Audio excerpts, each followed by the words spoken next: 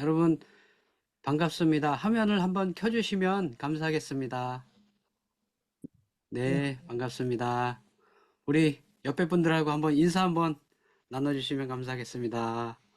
할렐루야, 반갑습니다. 안녕하세요. 안녕하세요. 지혜님이 들어오신 건가? 네, 또 많은 분들 들어오고 계시는데요.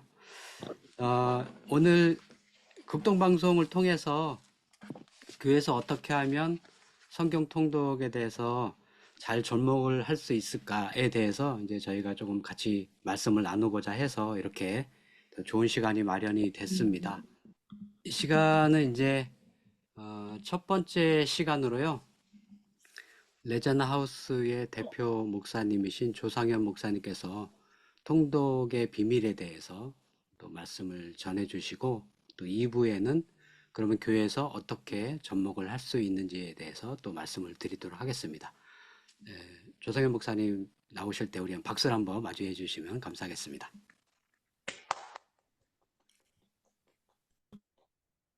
반갑습니다. 음, 잘 들리시면은 표시를 한번 해주실래요? 소리가 잘 들리나요? 네, 네, 좋습니다.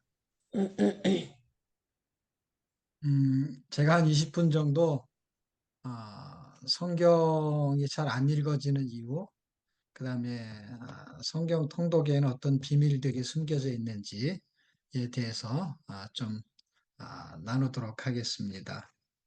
음, 통독이 상대적으로 성경 공부하고 성경을 암송하는 거, 그리고 성경을 큐티하는 것보다 상대적으로 쉽기는 합니다.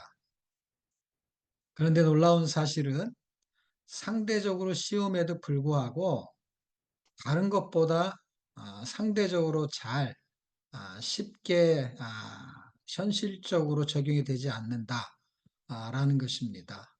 특히 사람들이 힘들어하는 것은 1년에 1독 이게 잘 안 된다라는 것이에요. 물론 잘 되는 사람도 있겠죠. 그런데 이 성경 공부든 큐티든 암송이든 이 모든 것이 성경 읽기를 기본으로 한다라는 것을 이해하시게 되면 성경 읽기는 엄청나게 중요하고 그리고 우리가 잘 모르는 비밀까지도 숨겨져 있습니다. 음, 아, 암송이라는 것은 어, 10절, 100절, 그 다음에 뭐 한 장, 한 권까지도 할 수 있어요. 근데 출발이 어떻게 되냐면 한 절을 반복해서 읽으면서 하는 것이 암송의 출발이에요. 자, 보세요. 읽기를 반복하는 게 암송이 되는 거예요. 그런데 긴 걸 읽으면 암송이 잘 안 되죠. 짧은 걸 읽어야 되는데 그게 한 절이죠. 큐티는 단락을 큐티하기 때문에 단락을 반복적으로 읽으면서 묵상을 하죠. 읽기로 출발한다는 것이죠. 뭐 관찰도 있고 그다음에 적용도 있지만 출발이 읽기로 한다라는 것이에요. 그럼 읽기는 뭡니까? 읽기는 한 절로 출발해서 단락으로 한 장으로 결국은 한 권을 읽어내는 것을 읽기라고 해요. 근데 지금 우리는 읽기를 어떻게 하고 있냐면은 큐티처럼 아니면 암송처럼 읽는 거예요. 그러다 보니까 몇 장을 넘어서지를 못하는 것이죠. 석 장 아니면 많으면 다섯 장. 그것을 읽기로 생각했던 거예요.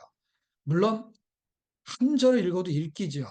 근데 읽기의 출발이 그렇게 진행이 되는 것이지 목적은 한 권, 책을 읽는 것은 한 권을 읽는 것이죠.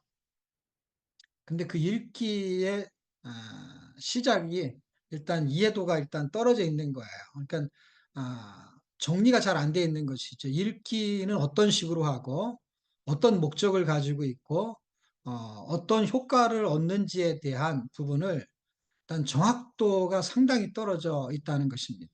그런데 성경만이 아니라 일반적인 읽기도 여러분이 잘 생각해 보시면 공부는 읽기로 출발한다는 것을 기억하셔야 됩니다. 아, 한문을 공부할 때도 사실 계속 반복해서 읽는 거잖아요.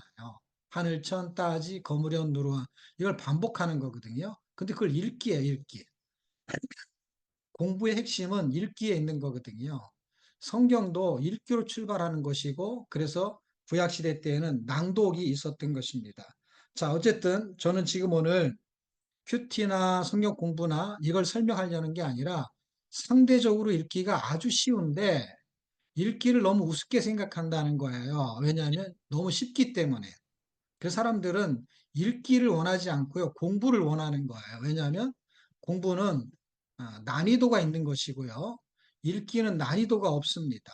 무슨 얘기냐면 공부는 초등학생, 중학생, 대학생, 그 다음에 교회를 1년 다닌 사람, 10년 다닌 사람, 그 다음에 처음 교회를 다닌 사람과 한 30년 이상 오래 교회를 다닌 사람들이 공부를 똑같이 할 수가 없어요.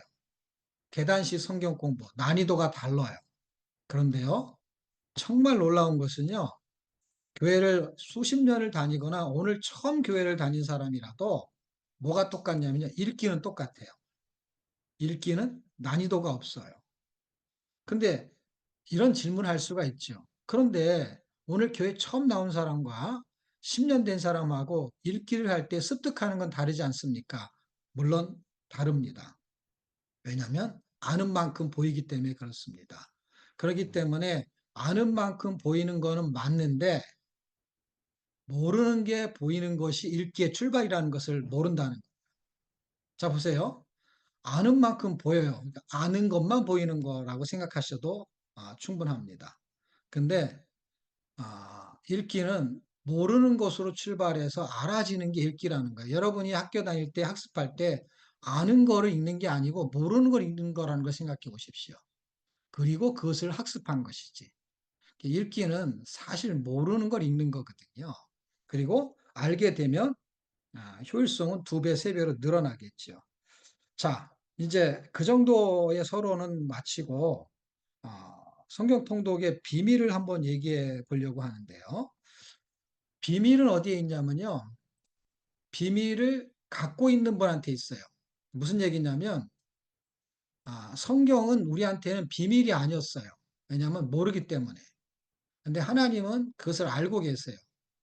알고 있는 사람이 모르는 사람한테 전달할 때에 그것을 깨닫는 사람과 깨닫지 못하는 사람으로 나눠지게 되면은 그것은 비밀이라는 단어가 성립이 됩니다. 그래서 성경은 비밀스러운 책이에요. 난이도의 책이 아니라 비밀의 책이라는 것이 굉장히 중요합니다.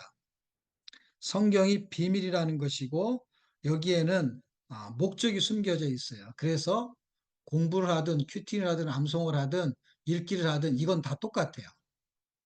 효능은 다 달라요. 읽기의 효능과 그 장점을 말하는 거예요.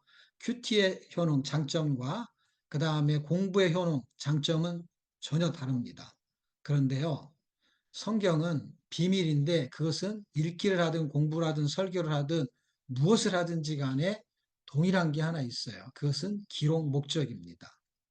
기록 목적을 찾아내야만이 비밀을 찾을 수가 있습니다. 이 기록 목적을 찾게 되면 기록 목적대로 읽으면 되는 거고, 기록 목적대로 암송하면 되는 거고, 기록 목적대로 큐티를 하면 되는 거고, 기록 목적대로 공부를 하면 되는 건데, 이걸 놓치게 되면은 기록 목적하고 아무 상관없이 공부를 재밌게 할 수 있고요. 암송을 많이 해서 그것을 자랑할 수 있어요. 그리고 큐티를 자기 생각대로 얼마든지 할 수가 있습니다. 기록 목적을 놓치게 되면 다른 것이 목적이 되거나 다른 게 목표가 되기가 쉽습니다. 그래서 목적을 여러분들이 한번 생각해 보십시오. 하나님이 성경을 기록하신 목적이 무엇일까? 한 3초 정도만 한번 생각해 보세요. 이 줌 온라인을 통해서 학습을 하는 거나 전달하는 거에는 이 오프라인에서 하는 것보다는 효과가 떨어지거든요. 그 청중의 반응이 청중한테도 효과가 있거든요. 근데 청중의 반응이 없으면요, 청중한테도 손해야 해요. 왜냐하면 지식이라는 거는 소리로만 전달되는 것이 아니라 감각으로 전달이 되기 때문에 오감을 통해서 움직여야 되는데 어떤 사람들은 얼굴도 볼 수가 없잖아요. 소리만 듣잖아요. 그 소리만 듣기 때문에 뭐예요? 소통이 안 되는 것이죠. 라디오를 듣고 있는 거니까. 줌을 하고 있지만 라디오처럼 듣고 있잖아요. TV처럼도 듣고 있지 못하는 것이죠. 왜냐하면 서로 볼 수가 없으니까. 그러니까 이게 단점이 엄청 많은 거예요. 근데 이제 장점은 뭐냐? 시간을 절약할 수 있고 멀리 있는 사람들이 들을 수가 있어요. 그럼 뭐야? 그런데 효과를 올리려면 뭐예요? 효과를 올리려면 사실 반응을 보여줘야 되는 거예요. 그래야만이 효과가 있어요.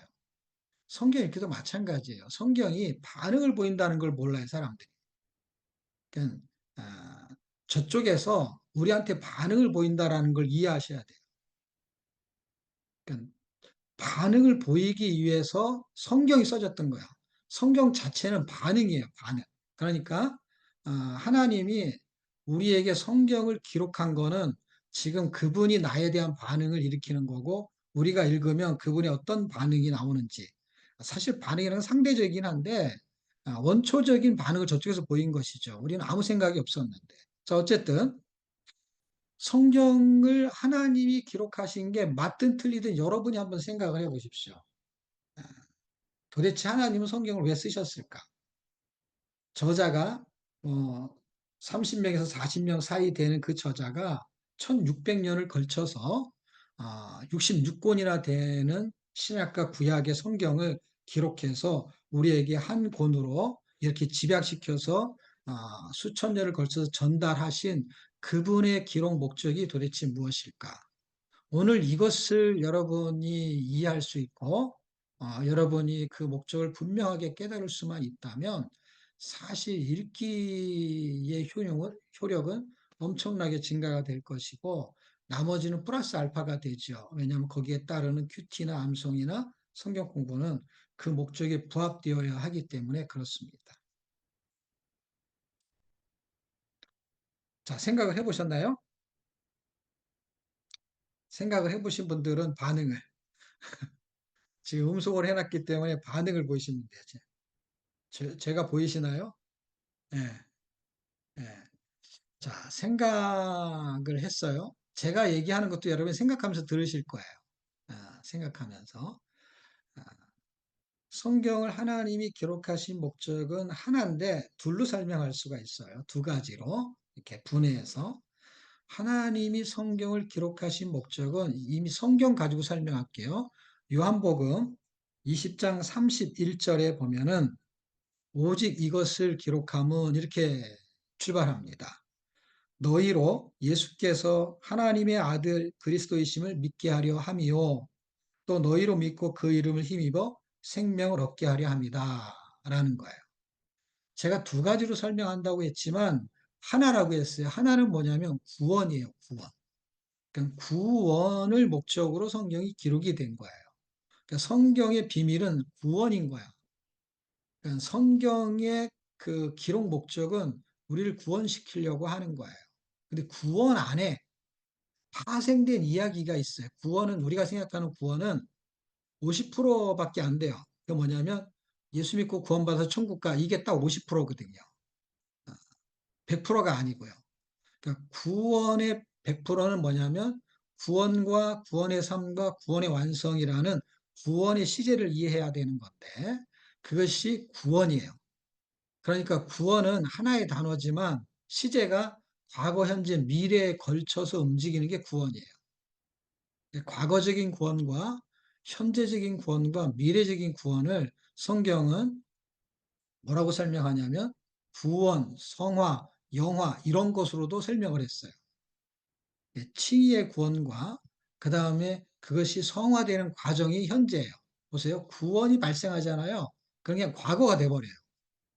그리고서는 구원의 삶을 살아야 되는 거를 사는 동안에 사람마다는 오차의 범위가 있지만 성화되는 과정을 거치게 돼요. 많이 되건 적게 되건 그건 상관없어요. 왜냐하면 어차피 사람마다 다 다르기 때문에. 목표는 똑같냐? 목표는 똑같아요. 김 집사, 이 집사가 아니고요. 예수님이 모델이에요. 근데 그 모델 케이스를 가는 과정 동안에 아, 이 땅에 사는 동안 그가 생을 다하는 동안에 예수님을 많이 닮은 사람이 있고 적게 닮다가 인생을 마감하는 사람이 있어요. 이걸 다 합쳐서 그것을 구원의 삶이라고도 하고 그걸 성화라고도 해요. 단어는 그래요. 신학적인 용어로 하든 일반적인 용어로 하든 여러분 이해하기 쉽게 성화가 이해가 좋으면 성화로 하는 거고, 그게 현재적인 구원의 삶이 더 쉬우면 그걸로 이해하시면 돼요. 그러면 미래는 어떻게 되느냐? 미래는 아직 구원의 완성이 진행되지 않은 구원의 완성을 포함하고 있는 거예요. 그때는 부활이라는 것이 움직이면서 과거적인 구원과 현재적인 구원을 완성시켜서 우리가 이 땅에서 경험하지 못한 그런 변형체의 모습을 갖게 되는 형태의 변화까지 일어나요. 그거를 구원이라고 봅니다. 구원은 예수 믿고 구원 받았어가 끝이 아니고요. 구원은 구원의 완성까지를 끝이라고 보는 거예요. 어, 그 진행형인 거예요, 사실은. 그렇지만 구원이 된 거예요. 되는 과정을 설명하자니까 그렇게 되는 거예요. 그러다 보니까 성경에도 그 목적이, 기록 목적이 다 기재가 돼야 되는 거예요. 지금 제가 말한 거는 하나의 구원이지만 구원의 목적이 이 뒷부분이 없다고 한다면 기록 목적이 이 뒷부분이 없어야 돼요. 근데 성경을 잘 읽어보십시오. 아, 신약 성경의 로마서만 읽어도 구원이 어떻게 발생하는지에 대한 설명, 예수님이 왜 죽으셔야 되는지, 믿음을 통해서 그 피로 구원이 발생해요. 그리고 그게 구원이 끝이라면 뒤에 얘기가 기록할 필요가 없는 거예요. 근데 로마서 1장에서 11장까지는 구원이 발생하는 이야기가 기록됐다면 12장에서 16장까지는 구원이 발생한 이후의 삶을 설명하다 보니까 그것을 현재적인 구원의 삶을 설명하고 있는 거예요. 다른 말로는 성화라는 이야기도 할 수가 있어요. 그래서 두 개가 가장 큰데 눈에 보이는 거는 과거적인 구원은 눈에 안 보여요. 그리고 굉장히 단번에 시각적으로 느끼지 못할 정도로 아주 빠르게 지나가요. 그래서 구원을 받으면 죽을 때까지 현재만 남아 있어요. 그래서 이 싸움이 지루한 싸움을 하게 돼요. 그래서 이걸 오해하는 사람들은 내가 예수님답게 살지 못하면 구원을 못 받았나 보다라고 착각하는 경우도 있어요. 그래서 행위 구원과 믿음의 구원이 헷갈리는 부분들이 많이 등장하기 때문에 이단들도 많이 발생하게 됩니다. 그래서 성경에서 이야기하는 구원의 의미를 믿음이라는 것을 강조하게 돼요. 그래서 구원을 발생시키는 것이 예수님이 죽으셨지만 나한테 해당되는 것은 믿음이라는 행위가 움직여요.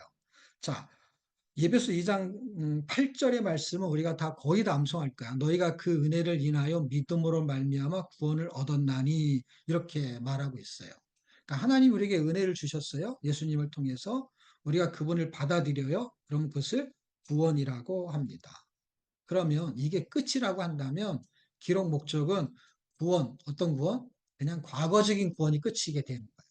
근데 현재적인 구원은 성화의 의미를 포함한 구원이기 때문에 요건 단어가 어떻게 틀리냐면 순종이라는 단어로 띄어서 설명할 수가 있어요. 자, 보세요. 믿음은 하나예요. 구원도 하나예요. 근데 구원을 세 개로 쪼개면은 과거, 현재, 미래로 설명이 가능해요. 이미 구원받았지만 아직 완성되지 않았다라는 신학적인 의미의 부여가 현재 구원의 삶으로 그것을 입증한다는 거예요. 왜? 구원받은 사람은 삶이 달라지기 때문에. 옛날처럼은 안 살기 때문에. 그래서 그것을 어느 정도까지 해야 되느냐 때문에 헷갈리는 것 뿐이지 일단 반응이 달라져요. 예수를 믿었기 때문에 주일날 교회 안 가고 낚시하러 가면 괜히 마음이 찜찜해요. 자, 보세요. 예수를 안 믿는 사람은요, 절대로 마음이 찜찜하지가 않아요. 근데 예수를 믿고 나면 이상하게 주일날 교회 안 가면 이상하게 마음이 찜찜해요. 내가 예수를 믿기 전에는요, 10의 1조를 내 마음대로 써도 아무런 꺼리낌이 없어요. 그런데 내가 뭔가 헌금을 해야 되는데 못한다 생각하게 되면 갈등이 생겨요. 잘하냐 못하냐는 중요하지가 않아요. 왜냐하면 구원이 발생했느냐 안 했느냐가 훨씬 중요하기 때문에 구원이 발생하게 되면 갈등이 발생한다는 거예요. 그 갈등이 발생했다는 것 자체가 이미 구원이 움직이고 있다는 거예요. 그래서 성화되기 시작하는 것이죠.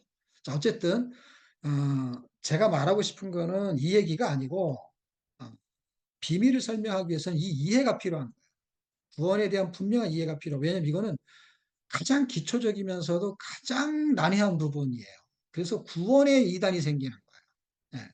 그래서 이게 가장 중요한 복음의 핵심이고 그것을 기록했을 때 믿음이라는 거, 믿음을 확증하는 거는 사랑으로만 표현된다라고 성경이 기록하고 있어요. 자, 지금 제가 첫 번째 하나를 얘기했어요. 구원인데요. 구원은 믿음으로 발생해요. 그런데 구원을 시킨 목적이 있어요. 그게 구원이에요. 자, 보세요. 구원을 위해서 예수님이 오셨고 성경이 기록이 됐어요. 그러면 구원을 하신 이유가 도대체 뭐냐라는 게 성경의 기록 목적이죠. 성경의 기록 목적은 예수님을 보내서 구원하시겠다는 거야. 그런데 구원하는 게 끝이 아니고 거기에 파생된 뭐가 있다고 한다면 그것을 기록해야 돼, 성경. 그리고 기록된 내용의 핵심이 거기에 들어있는 거예요. 그래서 구원의 삶이 성경에는 거의 절반씩 들어있어요. 그 내용을 아주 제가 쉽게 얘기하면은 성경은 두 가지의 내용을 설명하고 있는데 그것은 예수를 믿으라는 얘기예요. 그게 구원이에요. 그리고 나머지 절반은 예수로 살라는 이야기예요. 그것이 성경의 기록 목적이에요. 성경의 기록 목적은 구원 하나지만 이걸 둘로 구분하면은 예수 믿으라는 게 성경의 기록 목적이고 두 번째는 예수로 살라는 게 성경의 기록 목적이에요. 그러면 성경의 비밀은 도대체 무엇인가? 성경 읽기의 비밀은 도대체 무엇인가? 이것을 첫 번째는요, 하나님의 은혜로 단번에 이루어져요. 되게 신기하게도. 예수를 안 믿었기 때문에 성경을 읽을 겨를도 없었을 때에 어떤 사람이 사형리나 전도를 통해서 내가 예수를 믿고 싶은 하나님의 은혜가 임해서 믿음으로 구원을 받아요. 그런데 그 다음에 성경의 내용이 기록이 되어 있었던 게요. 내가 어떻게 해서 구원받았는지의 내용이 50%의 내용이 거의 다 기록이 되어 있어요. 그리고 나머지는 뭐예요? 예수를 믿고 난 다음에 성경을 읽는데 나머지 50%의 내용이 어떻게 구원받은 하나님이 나를 구원시킨 그분의 의도와 의미가 무엇인지를 발견하는 내용이 50%예요. 그런데 신앙생활 하다 보면 이미 구원받은 사람이 구원을 시키신 분이 내가 어떻게 살기를 원하는지의 내용을 읽으면서 살다 보니까 그 내용대로 안 살아지는 거에 봉착하게 됩니다. 이게 오늘 성경의 비밀, 핵심인데요. 그것은 구원을 시킨 것은 믿음을 통해서 예수를 믿게 만든 다음에 그 믿음을 통해서 순종을 하게 만들려고 하는 것이 성경의 기록 목적이라는 거예요. 자, 이걸 한번 읽어 드릴게요. 로마서 16장 25절과 26절에는 이런 말씀이 있어요. 나의 복음과 예수 그리스도를 전파함은 영세 전부터 감추었다가 영세 전부터라는 건 뭐냐면 창세 전부터예요. 이제는 나타나신 바 되었으니 영원하신 하나님의 명을 따라 하나님이 명령을 하셨어요. 어디에다가? 선지자의 글을 통해서. 구약 성경이죠.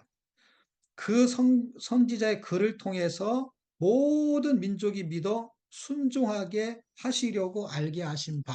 성경의 기록 목적은 모든 민족에게 하나님이 예수 그리스도를 보내서 구원을 받게 하고 그리고 예수 그리스도를 통해서 그분을 믿어서 하나님께 순종하게 만들려고 하는 게 최종적인 기록 목적이에요. 자, 이제 정리할게요. 하나님이 성경을 기록하신 목적은 모든 민족, 다시 말하면 사람에게 예수를 믿어서 예수가 하나님의 아들이심을 믿어서 그분이 하나님이고 우리는 피조물이고 이걸 믿게 해서 뭘 하게 하시는 거냐? 하나님이 창조주니까 너는 피조물이니까 너는 내 말을 들어야 돼. 결국 무슨 얘기예요? 하나님의 말씀에 순종하게 만들려는 것이 성경의 기록 목적이에요. 순종하게 만들기 위해서 그분이 하나님이라는 걸 설명해야 되니까 그 내용이 들어있는 것이고 그분이 창조자라는 설명해야 되니까 창조에 대한 이야기가 들어있는 것이고 인간의 불순종을 통해서 그분이 하나님이라는 것을 사건과 역사와 시대를 통해서 보여주고 있는 것이 성경의 역사인 거예요. 그러니까 성경 읽기의 비밀은 그럼 핵심은 뭐냐? 우리가 이 사역을 하는 이유는 이것까지 다 알았어요. 핵심은 뭐냐? 이게 기록 목적인데 이건 읽어도 공부해도 잘 안 되는 거 뭐가? 순종이. 이미 구원이 발생한 사람한테 순종이 임한다는 걸 이해하셔야 돼. 구원이 발생하지 않은 사람은 순종이 임할 수가 없어요. 그러니까 구원의 목적이 순종이 되고 그것이 성화이고 그것이 결국 성경의 기록 목적이에요. 순종을 시키기 위해서 구원을 발생시키는 거예요. 만약에 순종을 발생시키는 게 목적이 아니고 구원이 목적이라면요. 이 땅에서 아무렇게나 살아도 되고 또는 이 땅에 살 필요도 없어요. 왜? 구원은 천국하고 연결이 돼요. 그러니까 예수 믿는 족족 다 천국으로 가면 돼요. 이 땅에서 하나님께 영광 돌릴 필요가 없으니까. 순종이 영광하고 똑같은 단어이기 때문에요. 그런데 순종이라는 건 결국 뭐예요? 구원을 시켜서 이 땅에 순종해서 하나님이 영광 받으셔야 되니까 이 땅에 계속 사는 거예요. 사는 동안이 우리에게 사명이 되는 거예요. 몇 년까지 사느냐가 중요하지가 않아요. 죽을 때까지 사명인 거예요. 성도에게는. 왜냐하면 나를 살게 하신 이유는 구원시켜서 순종해서 당신이 영광 받겠다는 거니까. 그게 성경의 기록 목적이에요. 그런데 이게 안 된다는 거예요. 그래서 오늘 결론. 이게 안 되기 때문에 이걸 되게 하는 이유를 성경에서 찾아야 되는데 이게 성경 읽기의 비밀이라는 것입니다. 로마서 10장 17절에는 하나님의 말씀, 그 예수 그리스도, 그분의 이야기를 듣고 그 들음을 통해서 믿음이 생기는 것. 그래서 믿음은 들음에서 나고 들음은 그리스도의 말씀이다. 라는 거예요. 아, 그럼 지금 이 믿음을 강조한 거 아닙니까? 그렇죠. 왜? 로마서 1장 5절에 보면 순종하게 되려면 믿음이 있어야 된다. 순종은 지식이 아니고 믿음이라는 거예요. 성경을 아무리 많이 공부해도 아는 거지 믿음이 아닌 것을 이해하셔야 돼요. 공부는 지식이에요. 지식을 믿는 건 공부하고 다른 부분이에요. 그런데 그리스도의 말씀을 듣고 믿음이 생기면 순종할 수 있는 힘이 생긴다는 거예요.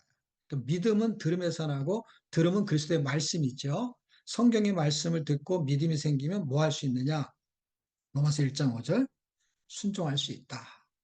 레자라우스나 아니면 하나님의 성경을 읽히는 그 목적이 사실은 1년에 1독이 아니라 성경 말씀을 읽어서 믿음이 생겨서 그걸 통해서 순종하려고 하는 그 비밀을 폭로하고자 하는 게 저희의 사역이고 여러분들 교회에서 사역도 그런 사역이 되기를 축복합니다. 이상입니다. 수고하셨습니다. 감사합니다. 네, 감사합니다. 네, 성경 읽기에 대한 비밀에 대해서 말씀해 주셨는데요. 지금은 그러면 어떻게 하면 교회에서 성경 통독을 잘 진행할 수 있을까에 대해서 좀 말씀을 드리려고 합니다. 그 전에 제가 질문을 한 분께 좀 드려볼게요.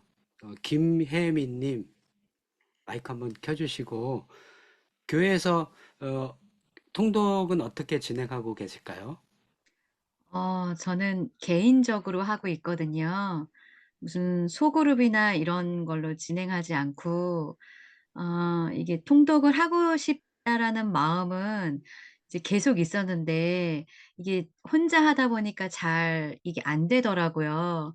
그래서 이제 작년에 그 생터 성경 사역원에서 하는 그 통독 프로그램이 있었어요. 거기에 이제 한 10 명, 11명 이렇게 계셨던 그 모임이었는데 이제 각자 개인적으로 읽고 거기서 인제 은혜 받은 구절도 짧게 짧게 올리고 근데 인제 그 프로그램에 진행을 하면서 읽는 거에만 되게 거기에 진도에 따라가는 제가 얽매이는 듯한 느낌이 드는 거예요. 그리고 어 되게 이게 속도도 빨리 읽어야 되고 매일매일 읽어야 되는 분량이 있어서 좀 벅차다는 느낌이 좀 들었거든요. 네. 네. 그래서 이제 올해는 제가 인제 1월 이제 25년 1월 되기 전에 지금 마음이 '아 내가 빨리 한 권을 제대로 그러니까 신약까진 가지 않아도 구약만 일단 목표를 삼고 읽어 보자.' 그런 마음으로 지금 진행을 하고 있어요. 근데 이제 저랑 인제 같은 마음을 품으신 분들이 몇 명이 계셔서 그냥 일단은 저희는 인제 주부기 때문에 낮에 이제 시간이 되는 분들이 지금 한 5 명이 모였거든요. 그래서 지금 창세기부터 지금 레위기 지나서까지 읽고 있어요. 아, 네. 그래서 일단 구약만 우리가 목표를 삼고 읽어 보자 하고 있어요. 네. 네, 감사합니다. 네. 그렇게 이제 개인적으로 지금 읽고 계시고요. 또 한 분 더 이애경님, 네, 반갑습니다. 교회에서 어떻게 통독을 하고 계시는지요? 아, 교회에서 그런 프로그램은 없고요. 저도 개인적으로 그 앱을 통해서 그 가피풀에서 그 이제 설정을 하면 1년 뭐 그죠. 2도 뭐 이런 거 설정을 해 놓으면 그래서 그걸 따라서 들으면서 생활을 하고 있습니다. 네. 뭐 이동할 때도 듣고 뭐 이런 식으로. 네. 그러시군요.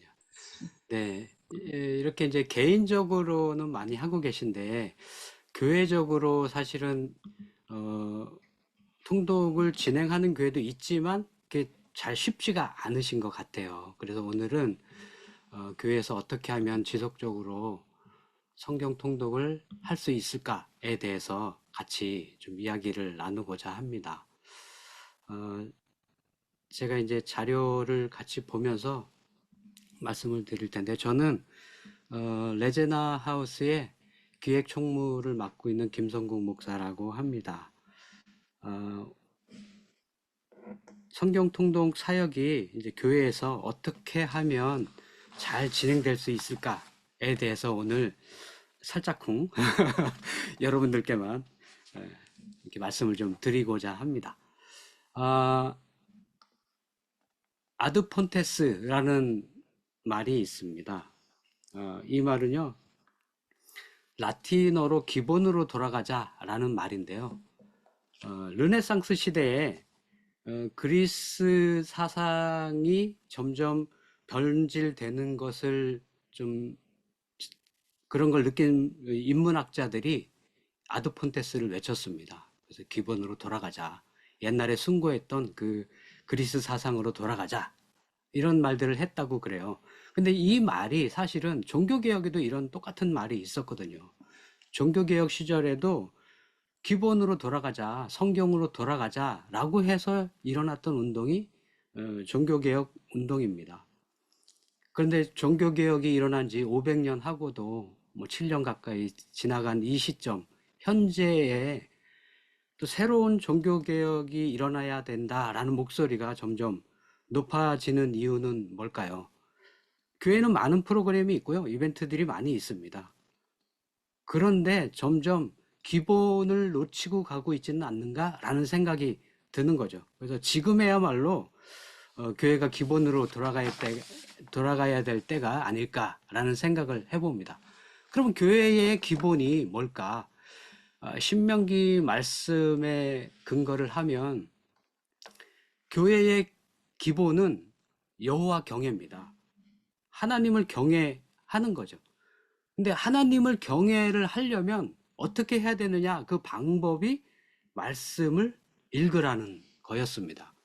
그래서 말씀을 낭독을 해서 온 이스라엘에게 듣게 하라는 거죠. 그때는 당시 물론 이제 뭐 율법이라는 것이 한 권밖에 없고 그래서 낭독이라는 것을 했지만 지금 이 시대는 모두가 성경을 갖고 있습니다. 집에 성경책이 뭐 한 권 있는 집은 없을걸요? 여러 권 있습니다. 거기에다가 핸드폰에까지 다 성경이 들어있기도 한데 왜 오늘날에는 이 성경을 읽는 것이 더 어려워졌을까? 이런 생각을 해보게 되는 겁니다. 그래서 이 시간 교회의 기본이 되는 하나님 경외를 하기 위한 말씀 읽기, 뭐 성경 통독, 말씀 통독 이런 말도 쓰지만 이런 말씀 통독이 어떻게 하면 교회에 잘 정착이 될 수 있을까에 대해서 조금 더 깊이 있게 말씀을 드려보고자 합니다.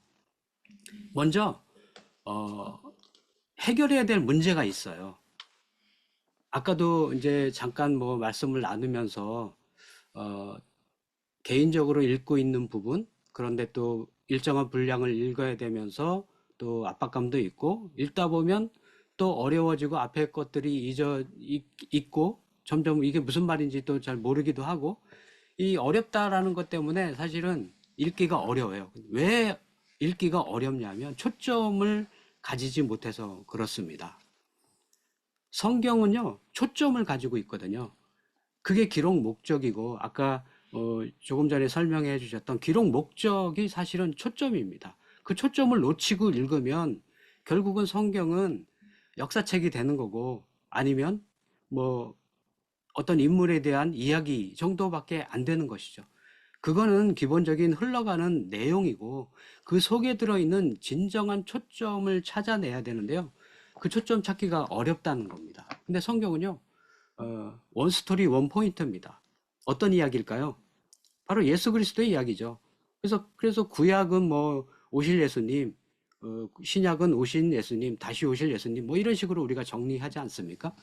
그러면 예수님의 뭐냐는 거죠. 예수님의 구원 사역이 초점입니다. 그래서 예수 그리스도께서 이 땅에 오셔서 죽으시고 부활하시고 통치하시는 그것까지, 그래서 우리를 완전히 통치하는 데까지 이르는 그 구원의 초점을 놓치고 읽다 보니까 성경이 점점 어려워지고 또 내용이 어떤 내용인지 잘 모르겠고 너무 방대하고, 성경이 얼마나 두껍습니까? 내용이 얼마나 방대한지요. 이게 성경책이 두꺼워가지고 배고자도 목이 안 아플 정도로 이렇게 두껍습니다. 그래서 읽다 보면 앞에 거를 점점 잊어버리고 뒤에 걸 읽다 보면 초점을 놓치게 되거든요.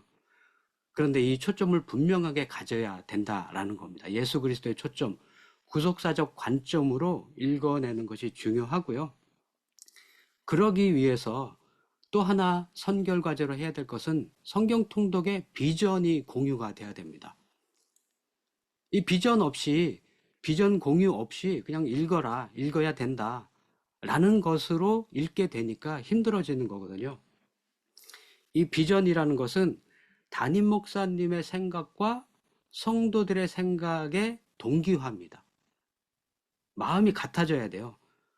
목사님은 뭔가 목적을 가지고 성도들에게 읽어라 얘기를 하지만 성도들은 그런 목적을 정확하게 알지 못하는 상태에서 읽어야 되니까 읽으면 그게 숙제가 되는 겁니다. 그래서 숙제로 읽다 보니까 힘들어지는 거고, 내가 왜 읽어야 되는지 모르는 상태에서 읽기 때문에 재미가 없어지는 거죠. 그래서 먼저 우리가 성경을 읽기 전에 해야 될 것은 초점을 먼저 가지고 읽어야 되는 것. 두 번째는 온 교회가 성경 통독의 비전을 먼저 공유를 해야 된다라는 겁니다. 그러면 어떻게 하면 잘 접목을 할 수 있을까? 두 단계로 말씀을 드리고 싶은데요. 먼저는 조장을 잘 선별을 해야 됩니다. 조장의 역할이 매우 중요해요. 왜 교회에서 성경 통독이 꾸준하게 이어지지 못할까 했을 때 사실은 헌신된 사역자가 없기 때문에 그렇습니다. 그냥 개인적으로 읽어야 된다라고 교회에서 전체적으로 프로그램화 시켜서 올해는 일독합시다 라고는 하지만 누군가가 관리해주는 조장이 없기 때문에 지속적으로 진행이 안 되는 것이죠. 그래서 첫 번째는 조장으로 헌신할 사역자를 잘 찾는 게 중요합니다. 그래서 조장 먼저 통독 훈련을 하셔야 돼요. 그런 이후에 그 다음 단계로 성경 통독에 대한 동기부여를 한 이후에 전교인 대상으로 확대를 해야 됩니다. 이것을 좀 시간적인 그래프로 좀 다시 설명을 드리면, 이 빨간 점 있지 않습니까? 여기가 이제 성경 통독의 본격적인 시작이라고 본다면 대부분 교회가 이렇게 하는 거죠. 자, 이제 새해가 됐으니까 1월부터 우리 성경 일독합시다. 읽으십시오. 라고 한다는 거예요. 이렇게 시작을 하면 힘이 없어요. 창세기 출애굽기까지는 잘 가는데 레위기 민수기 가면 힘이 약해지는 거죠. 그걸 우리가 많이 경험을 했지 않습니까? 그래서 이 시점, 이 전체 교인이 하려고 하는 이 시점을 기점으로 이전에 6개월 전부터 준비를 하는 겁니다. 먼저 조장을 선별을 해야 됩니다. 한 1개월 정도에 걸쳐서 조장을 잘 기도하시면서 선별을 하셔서 그분들에게 동기부여를 하시고 조장으로 섬길 수 있는지를 확인하셔서 조장이 될 만한 분들을 모읍니다. 그 모아진 조장분들을 대상으로 먼저 통독 1독을 하는 겁니다. 이게 15주 과정이거든요. 성경 전체를 90일 동안 1독을 하는 기준으로 따지면 15주가 걸려요. 그러니까 4개월 걸리지 않습니까?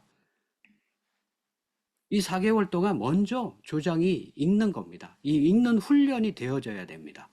그런 이후에 나머지 한 1개월 정도 동안 걸쳐서 비전 선포를 하면서 한 분 한 분 전체 대상으로 모집을 하게 되는 겁니다.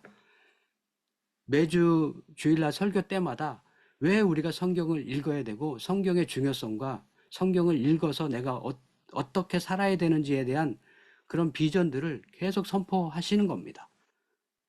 그렇게 한 달 동안 선포를 하시면서 성경 통독 일기생을 모집을 하게 되면 본격적으로 이제 성경 통독이 이때부터 시작이 되는 거죠. 그럼 이제 하반기라고 우리가 잡고 2025년 1월부터 6월까지는 조장을 선별해서 조장을 훈련한다 생각을 하시고, 하반기에 본격적으로 일기생을 모집을 한다라고 생각을 하시면서 진행을 하시면 될 것 같습니다. 자, 이제 그러면 모집이 됐습니다. 모집이 돼가지고 그들을 어떻게 읽게 할 건가? 그냥 읽으세요 하면 어렵다는 거죠. 그럼 어떻게 읽게 할 거냐? 크게 두 가지로 보시면 됩니다. 읽기와 강의입니다. 읽기 안에 미션이 들어있는 거고요. 강의 안에 나눔이 들어있는데, 크게는 읽기와 강의인데, 읽기는 무엇이냐 하면 매일 월요일부터 토요일까지 평균 한 10장 정도 읽게 됩니다. 뭐 10장 전후로 읽게 돼요. 그거는 이제 스케줄에 따라서 읽게 되는데, 그것을 어떻게 관리를 하냐면 카톡방에서 조별 관리로 진행을 하게 됩니다. 그 조별 관리하는 거는 조금 더 다음 슬라이드에서 좀 자세하게 말씀을 드리고요. 조별로 읽는 것들을 관리를 매일같이 하면서 일주일에 한 번씩 강의를 진행합니다. 15주니까요. 최소한 15번을 만날 수 있는 것 아니겠습니까? 그래서 15번의 개관 강의인 거죠. 그 주에 읽어야 될 내용을 개관으로 쭉 설명해 주는 그런 시간들을 갖게 되는 겁니다. 물론 이것을 그럼 15번 다 해야 됩니까? 꼭 그렇지는 않습니다. 교회의 사정에 따라서 뭐 2주에 한 번을 하셔도 되고, 아니면 한 달에 한 번으로 바꾸셔도 되고, 아니면 뭐 개강 강의 때 전체 요약을 하시고 마지막 끝날 때쯤에 또 다시 끝 마무리로 강의하시면서 마무리하셔도 되고, 이거는 교회 사정에 따라서 얼마든지 조절이 가능합니다. 중요한 거는 읽기의 관리가 조장으로부터 매일같이 카톡방에서 일어난다는 겁니다. 그럼 카톡방은 어떻게 진행이 되는가? 이제 이렇게 저희가 실제적으로 지금 진행되고 있는 카톡방을 보여드리고 있습니다.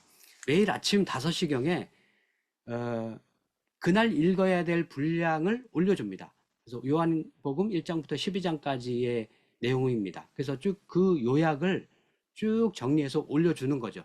조장님께서 올려주는 겁니다. 이렇게 올려주면서 오늘의 미션, 그래서 그날에 해야 되는 미션도 가끔 올려주는 겁니다. 매일같이 올리진 않고요. 필요에 따라서 미션을 올리게 됩니다. 그리고 뭐 목사님의 강의가 있으면 링크도 걸어주시고, 혹은 음원이 있으면 음원의 유튜브도 걸어주셔서 성도분들이 들으면서 자유롭게 읽을 수 있도록 그렇게 올려주면 사람들이 읽으면서 읽었다라는 확인을 하게 됩니다. 어떻게 하냐면 저희는 딸기를 올립니다. 나 오늘 읽었어요. 77일째 나 읽었어요 라는 게 77일 딸기 이렇게 올리는 겁니다. 그리고 나서 오늘의 미션이 있으면 미션까지도 같이 밑에다가 쭉 쓰는 겁니다. 그래서 계속 이렇게 이제 아침 5시에 처음에 올려놨기 때문에 하루 종일 이런 문자들이 계속 올라옵니다. 나 오늘 읽었고 미션 어떻게 했고 뭐 이런 식으로 계속 올라오는 것이죠. 그래서 조장이 먼저 딸기를 올리면 사람들이 하루 종일 계속 생활하면서 읽으면서 이렇게 딸기를 계속 올리게 됩니다. 그리고 나서 이제 저녁 9시쯤 되면은 저희는 기도 시간을 갖습니다. 그래서 조장님께서 자 이제 기도 시간입니다 해서 간단하게 기도 제목도 올려드리고 성경 통독을 위해서 우리 같이 기도합시다 하면 그냥 아멘 하는 겁니다. 뭐 기도합니다 할 수도 있고, 어떤 분들은 한 줄에 기도할 수도 있고, 그건 자유롭게 대부분 아멘 아멘으로 화답을 합니다.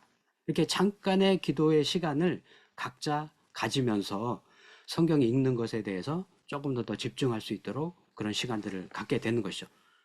그런 이후에 이제 어느 정도 기도의 아멘 아멘이 끝나게 되면 한 9시 반 정도에 그날의 통독의 통계를 올리게 됩니다. 총 51명이 읽는 중에 40명이 딸기를 올렸기 때문에 딸기는 40명이고 못 읽은 분이 11명입니다 라는 표시가 하트 표시입니다.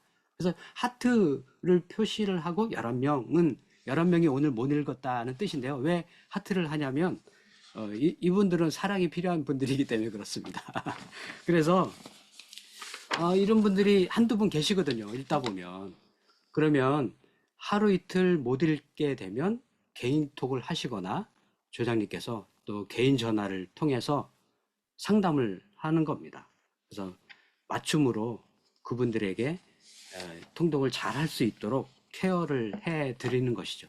그러면서 마지막으로 축복의 메시지를 하면서 하루를 마무리를 합니다. 이것을 월요일부터 토요일까지 꾸준하게 하는 겁니다. 그러기 위해서 조장이 정말 헌신된 분들이 필요한 것이죠. 이것을 매일같이 해야 되니까요. 그래서 아침 5시에 톡을 올려드리고, 뭐 요즘은 이제 예약 메시지가 있기 때문에 미리 다 저녁에 작성을 해 놓으시면 됩니다. 그래서 5시에 올려드리고, 그 다음에 또 다른 분들이 딸기를 올렸을 때 또 반응도 해주시고, 가끔 들어가서 또 축복의 메시지도 올려드리고, 그리고 9시에 기도, 또 9시 반에 통독 보고, 이런 식의 역할들을 감당을 하게 됩니다. 그러면 이제 강의는 어떻게 진행되는가? 요거는 뭐 교회에 따라서 충분히 뭐 바꾸셔도 되는데요. 저희는 예전에 오프라인에서 진행할 때는 이렇게 했습니다. 40분 전인 거죠. 그러니까 1시간 전에 와서 40분 동안 먼저 리더들이 기도 모임으로 모입니다. 그리고 나서 20분 동안 조언을 맞이하고요. 그 다음에 찬양하고 5분 발표와 구호를 외치게 됩니다. 그리고 강의는 90분 하고 조별 나눔을 하게 되는데요. 진짜 중요한 건 이 조별 나눔입니다. 물론 강의도 중요하지만 이 조별 나눔을 통해서 한 주간 말씀을 읽으면서 내가 어떻게 살았는지에 대한 삶을 나누는 게 중요하거든요. 그래서 이렇게 이제 강의와 함께 나눔을 진행을 하게 되는데요. 그걸 조금 더 뭐 좀 설명을 드리면, 먼저 이렇게 모여서 리더들이 먼저 기도 모임을 갖습니다. 또 조언들도 맞이하게 되죠. 그리고 찬양을 5개 찬양을 하고, 이후에 이제 5분 발표라는 걸 합니다. 발표 형식이 따로 있습니다. 이 양식은 저희가 다 드릴 수 있고요. 그래서 언제 어디서 나는 어떻게 읽고 있고, 읽었을 때 어떤 은혜가 있었고, 어떤 내 삶의 변화가 어땠고, 앞으로의 결단은 무엇이고, 이런 간단한 내용을 5분 발표를 하면서 진행을 합니다. 그리고 나서 구호를 외칩니다. 저희가 외치는 구호는 이겁니다. 나는 죽었고 예수 사셨네. 우리는 천국 용사 도전 성경 천독. 그러면서 이제 사회자가 나는 하면 회중은 죽었고, 이렇게 같이 외칩니다. 물론 이제 구호를 외친다고 우리가 다 되는 것은 아니지만, 구호를 외치면서 다시 한번 결단을 하는 거죠. 왜 이런 구호를 외치는가? 사실은 성경이 요구하는 삶은 내가 죽는 삶입니다. 갈라디아서 2장 20절의 말씀이죠. 내가 죽고 내 대신 그리스도가 사는 삶을 예수님은 원하셔요. 그런데 여전히 내가 죽지 않고 있기 때문에 사실은 괴로운 거거든요. 지렁이가 밟으면 꿈틀한다 얘기를 하잖아요. 왜 꿈틀할까요? 덜 죽어서 꿈틀한 겁니다. 완전히 죽으면 꿈틀하지 않는데 덜 죽으니까 밟으면 꿈틀하는 겁니다. 우리가 왜 괴로울까 믿으면서도 우리의 자아가 아직 덜 죽었다라는 것이 아닐까라는 생각을 해봅니다. 그래서 우리는 성경을 읽음으로 내 자아가 죽고, 내 생각이 죽고, 내 자존심이 죽고, 예수가 다시 나를 통해 사시는 역사가 있기를 원합니다라는 고백으로 이렇게 구호도 외치고요. 그런 이후에 이제 강의를 듣습니다. 서머리 강의를 들을 때 이제 비전 통독이라고 저희는 이제 90일 읽는 그 책에 그 비전 통독이라는 책을 가지고 있거든요. 그래서 내용이 적혀져 있는데 그 뒤에 보면은 PPT를 다 다운받을 수 있는 그런 코드가 다 있습니다. 저희가 자료는 다 공개를 해드리고 있고요. 그래서 얼마든지 목사님께서 이 PPT를 활용해서 서머리 강의를 충분히 하실 수 있도록 다 자료를 드립니다. 이렇게 강의가 진행이 되고, 그 다음에 이제 이렇게 조별로 간단한 다과와 함께 조별 나눔을 하게 됩니다. 이런 식으로 이제 강의가 진행이 되고, 뭐 15주가 끝나면 이제 수료식도 갖게 되고요. 꼭 뭐 온라인뿐만 아니라 오프라인에서도 이렇게 저희는 만납니다. 요즘은 이제 온라인에서 대체로 진행을 하거든요.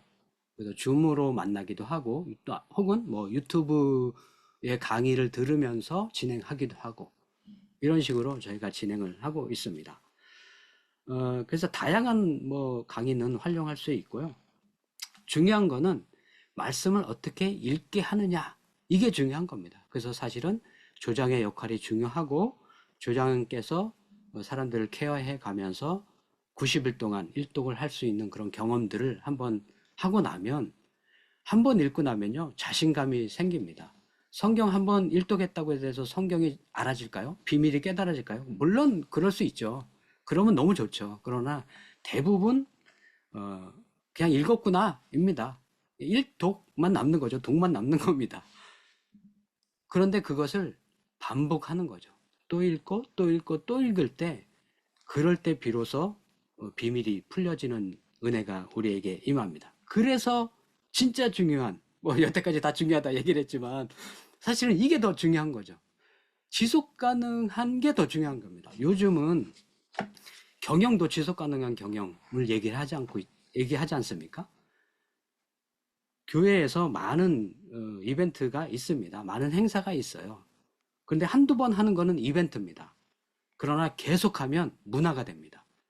여러분, 기독교에 문화가 없어요. 잠깐 이거 했다가 또 금방 사그러졌다가, 저거 좋다더라, 저거 했다가 금방 사그러졌다가, 문화가 없습니다. 한두 번의 이벤트로 사람들의 주목을 끌 수 있을지 몰라도 그것이 정말 기독교적인 문화로 자리하고 가정의 문화, 교회의 문화로 자리를 해야 됩니다. 가정 예배가요 힘들다고 얘기를 합니다. 그런데 가정 예배를 힘들어도 꾸준하게 하잖아요. 그 가정의 문화가 되는 겁니다. 하늘 문화를 이 땅에 심는 것이 우리들의 역할 아니겠습니까? 그래서 지속 가능하게 하려면 어떻게 해야 되는가? 말씀 통독 전문 사역팀이 필요하다는 겁니다. 교회에요 많은 사역팀이 있어요. 찬양팀도 있고 뭐 예배팀도 있고요. 중보기도 팀도 있고 뭐 다양한 사역팀들이 있습니다. 봉사팀도 있고 주차팀도 있고. 그런데요, 말씀 통독 사역팀을 본 적이 없어요. 이처럼 중요하고 이처럼 기본적이고 가장 밑바탕이 돼야 될 사역에 전문 사역팀이 없다라는 게 안타깝습니다. 이제는 말씀 통독 전문 사역팀이 있어야 됩니다. 그래서 그냥 개개인별로 우리 읽어야 돼, 우리 읽는 거야, 성경은 당연히 읽는 거야 라고 하지 말고 이걸 사역화해서 사람들을 읽히는 사역으로 돌입을 해야 됩니다. 개인에게 맡기지 마시고 교회 전체가 한 마음으로 온 교인이 성경을 읽을 수 있도록 돕는 데까지 가야 됩니다. 그래야 지속 가능하고요, 성경 읽는 것이 교회의 문화가 될 수 있는 겁니다. 이 전문 사역팀은 뭐 다 아시다시피 뭐 교육자가 필요하시겠고 팀장이 있어야 되겠죠. 그리고 총무와 리더와 팀원이 있을 수 있습니다. 여기서 가장 중요한 역할을 하는 분들은 리더들입니다. 그 리더를 케어하고 전체를 케어하는 분들이 총무와 팀장의 역할일 수 있겠죠. 그래서 리더를 잘 발굴하시고 리더를 잘 케어하시고 잘 키워내시면은 교회에서 충분히 이 말씀 통독을 지속적으로 우리가 해 나갈 수 있지 않을까라는 생각을 해봅니다. 아드폰테스, 이제는 성경 읽기를 개인에게 맡겨둬서는 안 된다고 생각을 합니다. 교회 차원에서 적극적으로 전문팀의 도움으로 펼쳐나갈 때입니다. 다시 기본으로 돌아가야 할 때이고요. 지금에야말로 다시 성경으로 우리가 돌아갈 때이지 않을까 생각을 합니다. 잠깐 저희의 그 진행되고 있는 프로그램을 잠깐 설명을 드리면, 저희는 크게 두 가지로 진행을 합니다. 성경 전체를 읽는 비전 통독이라는 프로그램이 있는데요. 이건 90일에 성경 일독을 하는 프로그램이고요. 말씀 간통 프로젝트라 그래서 요거는 성경 전체를 읽는 것이 아니고 성경 14권을 읽습니다. 역사서를 중심으로 14권을 읽으면서 역사서에 흐르는 구원 역사를 따라가는 그렇게 읽는 프로그램이 9주짜리 프로그램이 있습니다. 그래서 52일 동안에 성경 역사 일독 프로그램이 이렇게 진행이 되고 있고요. 내년도에 이제 1월부터 또 17기가 또 말통은 40기가 진행이 됩니다. 정리를 해보면 그렇습니다. 개인에게 맡기는 것이 아니라 전문 사역팀이 성도분들이 잘 읽을 수 있도록 도와주는 것. 그 도와주는 방법이 또 개개인이 읽을 때 어떻게 읽어야 되는지에 대한 카톡방을 통해서 소통과 함께 케어해 드리는 것.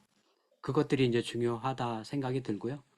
혹시 교회 목사님들이 계시고 리더십 분들이 계시면 실제적으로 레제나에서 훈련을 받기를 원하시면 저희 쪽으로 또 연락을 주십시오. 그러면 리더분들을 또 같이 이렇게 통독을 하면서 얼마든지 같이 도와드릴 수 있고, 또 동기부여 세미나를 할 때 뭐 조성현 목사님 초청을 해주시면 성경 통독에 대한 확실한 동기부여를 또 해드릴 수 있습니다. 뭐 이런 다양한 도움을 드릴 수 있는 것들이 있기 때문에 언제든지 아까 그 전화번호로 연락을 주시면 어떠한 상담이든지 간에 저희가 해드릴 수 있겠습니다. 간단하게 이제 제가 실제적으로 다른 교회에 가서 했던 사례를 잠깐 뭐 1, 2분 정도 말씀을 드리면, 영종도에 있는 교회 같은 경우는 청년들 한 70명 정도 모여 있었습니다. 그 청년들 대상으로 신약만 30일 1독, 30일 동안 신약을 일독하는 프로그램을 한번 해봤습니다. 그래서 80명이 진행을 했는데요. 청년들이 바쁘다 보니까 한 50명, 60명 정도가 매일같이 읽었던 것 같습니다. 어찌됐든 그것을 30일 동안의 신약 일독을 진행을 해봤었고요. 또 부천에 있는 또 한 교회에서는 먼저 신약 일독 30일 일독을 하고 그 다음에 한두 달 쉬었다가 구약을 둘로 짜겠습니다. 창세기부터 룻기까지 해가지고 파트 1, 구약 파트 1 그래가지고 20일에 구약 파트 1 일독, 두 번째 그 뒤서부터 맨 마지막까지 말라기까지 파트 2 그래가지고 40일에 일독, 이런 식으로 해서 물론 총 이제 90일이지만 이렇게 잘라서 진행도 해보기도 했습니다. 이렇게 다양하게 얼마든지 활용할 수 있고요. 성도분들과 함께 부천에 있는 교회는 한 50명 정도 청년들과 다 합쳐서 전 교인 50명 정도가 같이 진행을 했거든요. 그래서 매일같이 한 45명 정도가 읽습니다. 이런 식으로 이제 진행을 하고 있습니다. 그래서 다양하게 진행할 수 있기 때문에 여러분들이 이런 자료나 뭐 이런 것들이 필요하시면 언제든지 연락을 주시면 제가 도와드릴 수 있도록 하겠습니다. 예, 저녁 시간에 이렇게 시간을 내서 참석해 주셔서 감사하고요. 성경 통독이 하루아침에 계획되었다고 해서 이렇게 완성되는 게 완동률이 높지가 않습니다. 그래서 여러분들이 지속적으로 궁금한 거나 또는 필요한 자료들 그런 것들을 요청하시면 저희 레전하우스에서 성의껏 돕도록 하겠습니다. 여러분들 내년에는 다 성경 통독을 통해서 성경의 비밀들이 풀어지기를 주의 이름으로 축복합니다. 네, 그럼 이것으로 모두 마치겠습니다. 감사합니다. 네, 행복하십시오.